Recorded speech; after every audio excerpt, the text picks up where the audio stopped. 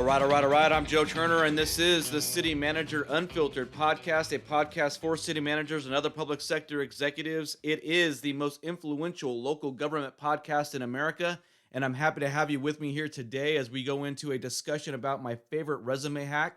One of the biggest gripes or complaints I think most people hear about resumes is you're supposed to customize it for every job that you apply for, right? You shouldn't send out the same resume for every position that you apply for. You need to customize it. You need to make it fit the city that you're applying for or the job that you're applying for.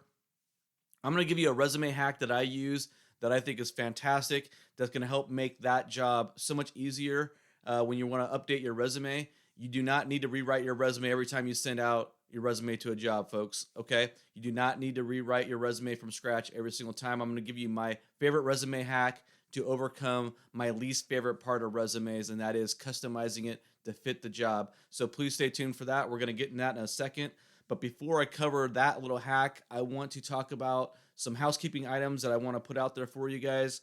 I am bringing back the RTRs. That is the city manager resignations, terminations, and retirements.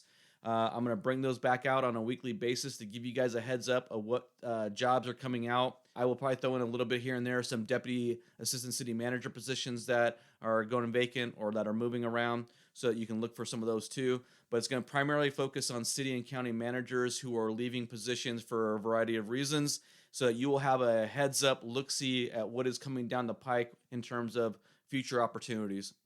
These RTRs, they take a lot of time to put together, folks. So when I publish them, please like, share, post, comment on them on LinkedIn to help get some distribution on the reach and the LinkedIn algorithm. I'm running into character limits on LinkedIn, so it's quite possible that I'm also going to have to shift to doing an email subscription style where I send these out via email. I'd be really curious to get your guys' feedback on that, because when I send out an email with these positions that are coming open, I'm not going to have a character limit, and I think that might be the best bet. I'm not sure. We're going to play this by ear and see how it shapes up. But again, the RTRs, the city manager retirements, terminations, and resignations, that is going to be coming out again on a weekly basis. I just started. So yeah, the RTRs, I'm bringing them back. They're very time consuming. Please help me by sharing those with your friends and with your colleagues so that I can get more reach and make it worth my time, because it doesn't really do me any good. I'm not doing it for me. I'm doing it for you guys, okay? Another thing I'm going to start doing in conjunction with the RTRs is putting out a weekly job board report. These are going to be all the city manager jobs, the assistant city manager jobs, some department head jobs that are coming out that are basically being recruited for. This is going to be an effort for me to monetize my LinkedIn platform to try to generate some income from all the time I'm putting into this. So if you are a recruiter, if you are a city manager looking for an assistant city manager or a deputy city manager, if you have a department head position you'd like to fill, please let me know. I will put it on my weekly list on my LinkedIn platform, and I'm going to charge a small fee for that. It'll be very, very fair, very economical for the reach that I have, because, I get, over 6 million impressions a year on my content. I have a lot of people looking at my content. So if you are looking to fill a city manager position, an assistant DCM position, or a department head position, and you are a recruiter or a city manager, please reach out to find out how much it will cost to get on my weekly job board email distribution. Really excited about that. So now I want to turn my attention to Shout Out Saturdays. That's where I'm going to use my platform, my audience that I've built over the last year and a half. I want to help you get your message out to my audience, right? I want to help others in the public sector space talk about the projects and initiatives they're working on. It is primarily going to be focused on giving public sector employees and executives an opportunity to share things that they're working on with a brief, short interview that I'm going to put out on Saturdays. It's not going to be every Saturday. It's going to be infrequent. It'll be as it warrants. I will share it with my audience. But if you are a public sector employee, you're a municipal executive, and you're doing something and you want to share it with my audience, then I want to share it. I want to use my platform to help you grow your audience, whatever that may be. And I think we need to support each other, right? I've talked about building community. I think one way you build community is by supporting others. I don't want to hoard my audience. I don't want to play a zero-sum game where my audience is mine and I can't share it because if it's good for you, it's bad for me. No, I think we can all benefit, right? So if you are a public sector employee, an executive, and you're doing something, maybe you're starting a band, maybe you have an art gallery, an art show that you are putting on, and you want to host your art and you want to announce it, you want to share it, please tell me, because I think we need to share what we're all doing so we can build real connections with each other, right? That's what I've talked about in episode 1 about building community with this podcast. On this coming Saturday, I'm going to have a guest on who's doing a recalling their entire council. This individual is not a public sector employee, but they're a follower of mine. They've been following me for a long time. I came across a news story, and I'm like, oh, that's interesting. I recognize that name. So I'm going to have a little shout out Saturday for this individual who's trying to recall their entire city council, because this person believes that the mayor and the council are overstepping the charter when it comes to the council manager form of government. And this individual wants to protect and preserve the council manager form of government.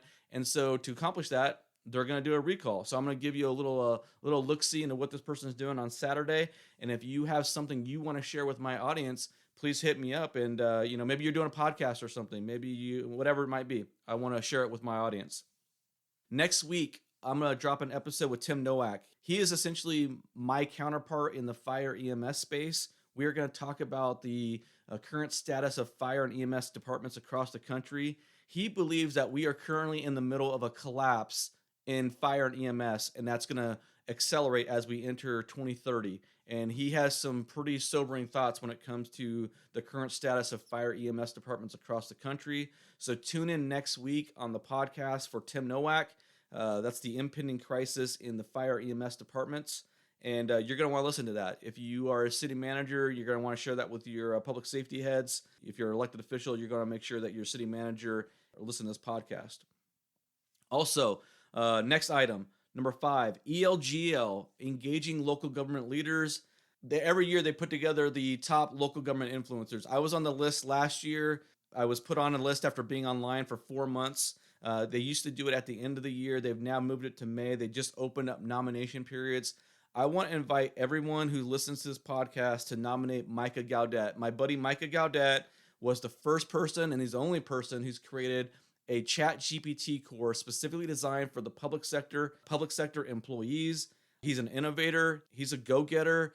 He's an influencer. If he's not on this list, it's an absolute crime. He shouldn't just be on the list. He should be in the top 10. So I would like all you listening to this podcast to support our friend, our buddy, Micah Gaudet, and put him as a nominee on the ELGL Top 100 Local Government Influencers list. I will have a link to that in the show notes. Your support is appreciative. I want my friend, my buddy, to get on that list. I want him to be recognized because he's made major contributions to our field, and it should be honored and recognized. One more note about my YouTube page. Go to YouTube / City Manager Unfiltered. I've just started it. I have fewer than 100 subscribers. If you're interested in following my content on YouTube, please go and subscribe to the YouTube page. Once again, that's youtube.com / City Manager Unfiltered. One more thing I want to say is I want to thank all those who continue to buy me a cup of coffee. If you go to buymeacoffee.com / City Manager Unfiltered, you can make a donation to the podcast, to the show. I appreciate you guys. I've received quite a few contributions so far and a couple monthly subscribers, which I think is pretty damn awesome. That really means a lot to me. So thank you very much. I will have a link to that in the show notes. With all that said, let's turn our attention now to my favorite resume hack to overcome my least favorite part of resumes, and that is, how do you keep your resume fresh, current, and customized for the specific job that you're applying for? Okay, so this hack is very simple. It's very simple. It's not complicated at all, but it can be a little difficult because it requires discipline and it requires you to stick to the grind of documenting your work product. Now, I don't know about you guys. I don't know how many of you have to write reports in your current capacity. I can tell you that for me as a city manager, I would write reports for my governing body for every council meeting. That's what I did. I would log everything that was being accomplished within the organization. Obviously, some of it wasn't my direct accomplishments or achievements. It was done by staff or what have you. But obviously, a lot of it was related to my accomplishments or my personal contributions to the organization. Now, you are an elite individual listening to this podcast. I only have elite public sector employees who listen to me. There's no mediocre employees. So since you are an elite talent, you have to be accomplishing something at work on a regular basis. It might not be anything significant on a weekly or bi-monthly basis, but you have to be accomplishing items and putting it on a report.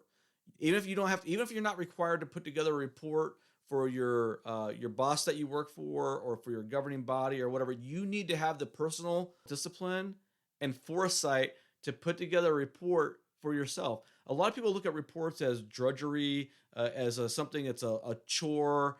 You actually need to look at these reports as a mechanism for you to compile a list of all your accomplishments, all your successes, all your achievements, all the initiatives, the projects you've worked on, because these reports that you fill out for yourself, even if you're not doing it for anybody else, you're going to do it for yourself. They're going to form the basis for your resume. Your resume is your sales page. Your resume is designed to sell you as the candidate. And in order for you to sell yourself as a candidate, what are you going to do? You have to put your accomplishments on there. If you are one of those mediocre public sector employees that listens to some other podcast and not this one, you would treat your resume as if it was just a regurgitation of your job description, right? I'm responsible for this. I supervise that. I manage this. I oversaw this. That is garbage. That's not what your resume should sound like. It's not what it should look like. Your resume needs to be about results, about getting results. It needs to be orientated towards accomplishments, accomplishing objectives, achieving goals. So you need to actually have your successes organized and documented in your weekly, bi-monthly reports so you can refer back to those for your resume. So here's what you should be doing. You need to take these reports and you need to transfer the pertinent and relevant accomplishments in those reports into a Google Doc or a Word document, wherever your preference is, and form bullet points for those specific accomplishments. You are going to have a list of accomplishments, and there's going to be some really big accomplishments and objectives that you achieved that are going to go on every resume you put out there. You're not going to just leave off a big accomplishment because the job description didn't ask for something related to it. If it's a big win, you're going to put all your big wins on there, and you're not going to rotate those out. What people really mean when they talk about customizing and tailoring your resume for a specific position is really those second and third level bullet points of accomplishments and successes. So when you have your weekly, bi-monthly report that you've put together for yourself, right? You've documented your results, you've documented your successes. You're going to take those and put them into bullet points, into a Word doc, a Google Doc, whatever the case may be.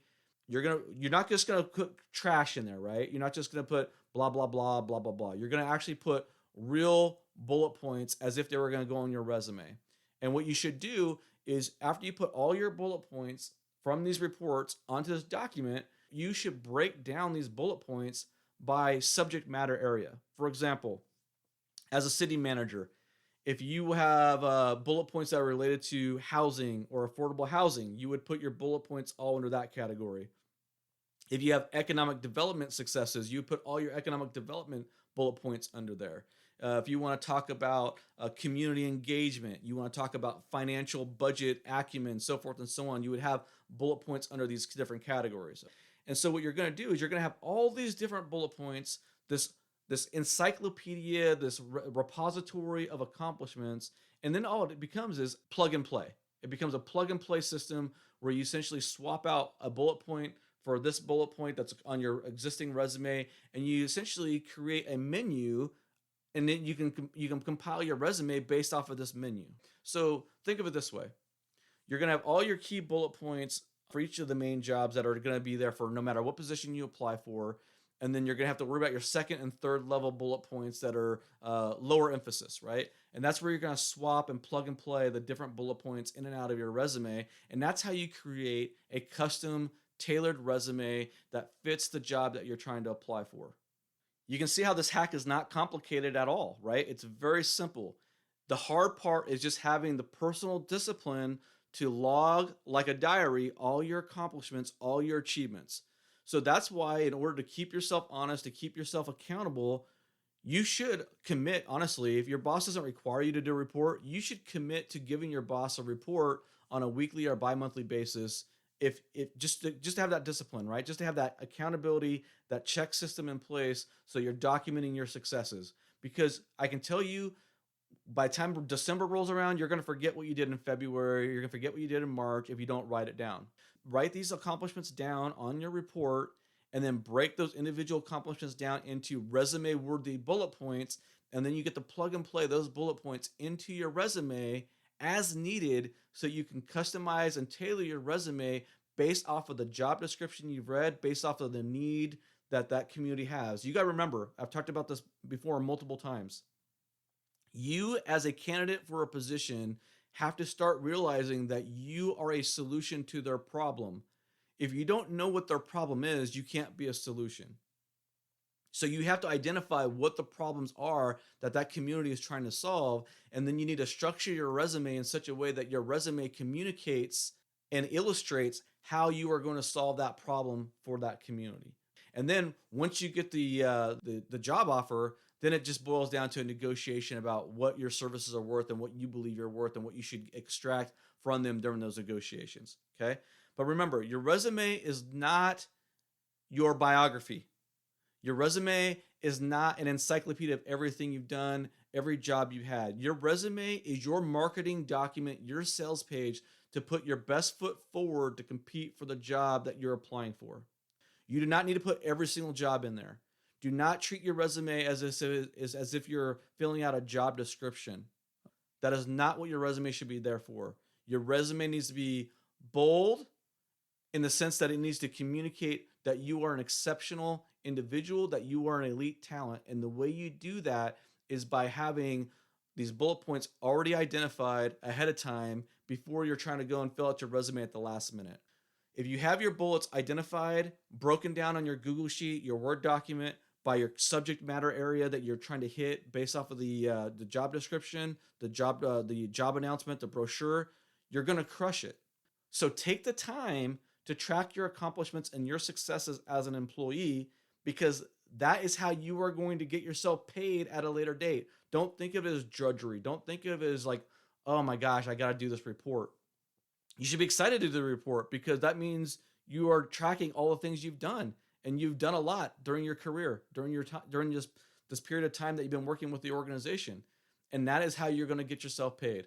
Look at the report, this weekly report, this bi-monthly report, as your ability to leverage your accomplishments and communicate those on your sales document, your marketing brochure, when you're applying for a job, so that you get paid and you can advance your career and you can take better care of your family and put more food on the table. And one more thing, guys. If you have the references available upon request line at the bottom of your resume, please remove it. It should not be on resumes anymore. It's the biggest waste of real estate on your resume. It serves no purpose. Of course, you should have references available if they're upon request. Of course you should. There's no need to state that on there. So that's my favorite resume tip or hack for keeping your resume current, for keeping it competitive and tailoring it to the specific job you're applying for. If you have any other interesting hacks or tips for putting together a resume, please share it with me, and I'll share it with the audience if I come across something that's pretty unique or interesting. I wanted to focus on some personal development in this episode. I've been doing a lot of interviews and some other stuff, and I wanted to hit the professional development side of the coin with respect to this podcast. That's why I want to talk about resumes. I'll do another episode in the future on cover letters and things of that sort of nature. But hey, that's going to wrap it up for us today. Stay tuned next week for the episode with Tim Nowak when we talk about the impending fire EMS crisis. And don't forget the Shout Out Saturday episode that's going to drop this week with one of my followers who's doing the recall. If you like the podcast, you like the content, please like and subscribe to the podcast on your platform of choice. And if you are an Apple user, please leave a rating and review. I'm trying to get to 200 reviews before the 1-year anniversary of the podcast. I'm at roughly 165 at this moment, and I need about 35 more. So if you like the show and you haven't left a rating or review, please do so today. Catch you next week.